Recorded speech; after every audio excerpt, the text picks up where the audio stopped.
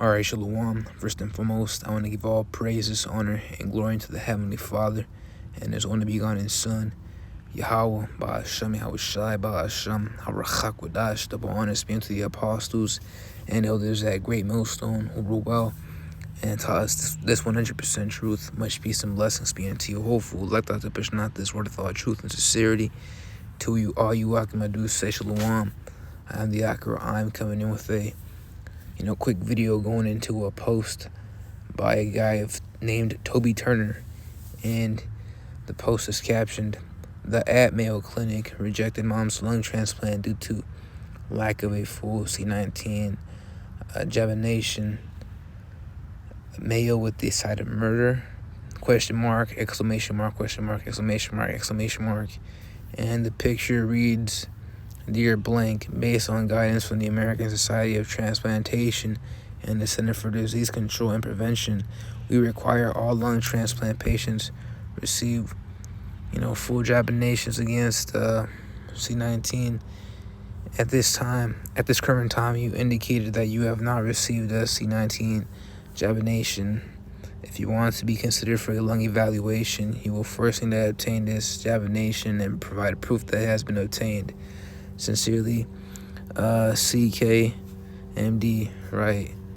Going into the Center for Transplantation and Clinical Regeneration in Rochester, Minnesota. And that right there, that's a terrible thing. Right? A precept that comes to mind is the book of Isaiah, the 10th chapter, verse 1.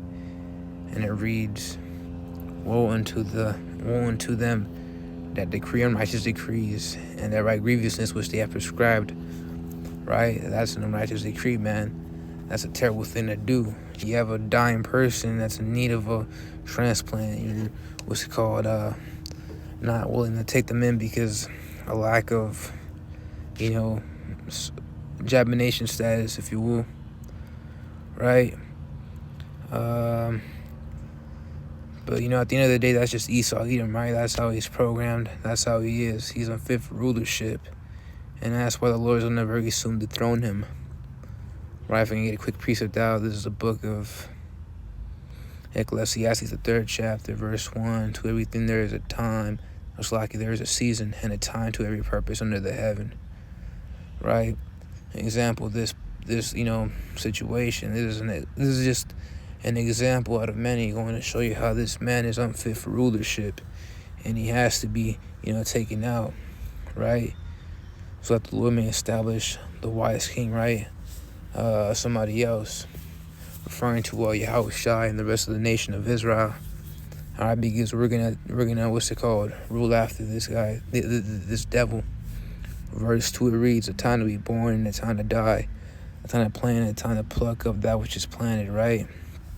Pluck up, all right, which, going into plants, weeding out these plants that ruin the garden, but also pluck up is, twofold, because it also goes into the Lord plucking up empires and kingdoms, such as this place, America, right?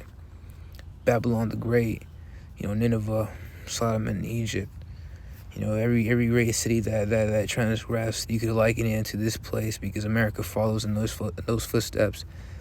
There's a book of Sirach, the 10th chapter, verse 3. It reads, "An unwise king destroyeth his people," right? "But through the prudence of them which are in authority, the city shall be inhabited." And that last part, through the prudence of them, that's going into Israel, man. Starting off with the elect, right? And the Lord isn't gonna establish no two-third, lead the nation of Israel. Hell no. All right, there's a ranking in order to this thing. The Lord's going to set up his men which are wise, and set them up, under Yahushua to lead the nation of Israel and really the entire globe.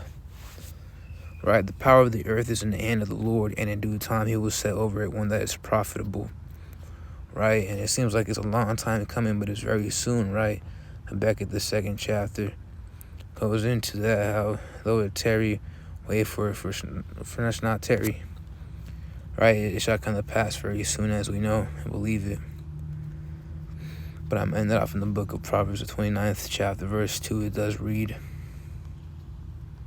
"When the righteous are in authority, the people rejoice, what's it called, the nations, after 1,000 years of hardcore bondage in the kingdom, and you nations go back to your homelands, and you guys will be, what's it called, benefiting off of the kingdom greatly with the way we'll rule, right? Everything will be in proper order, and you guys will, what's it called, live good compared to right now. You think you live good right now, but, we're entering the kingdom, right? A day in thy course is better than 1,000, or Slakia, but yeah, better than 1,000 days here. We're into a better days in the, Slakia, a day in the kingdom is better than 1,000 of our best days here on earth, right? So even though the heathen aren't going to be, what's it called, benefiting off of the promises, they aren't the people of the Lord. They won't have the blessings, yet they still live, better than they are right now. That's a fact. But it goes on to say, when the righteous are in authority, the people rejoice. But when the wicked beareth rule, all right, case in point, Esau Edom, right? He is the border of wickedness, as the scriptures say in the book of Malachi, the 1st chapter, verse 4. But when the wicked beareth rule, the people mourn, right? This is an example, right? You always have these various videos with, what's it called, whistleblowers and whatnot, and they're all, what's it called, lower-ranking Edomites and whatnot, and they all go against this, what's it called, the high-ranking ones, right?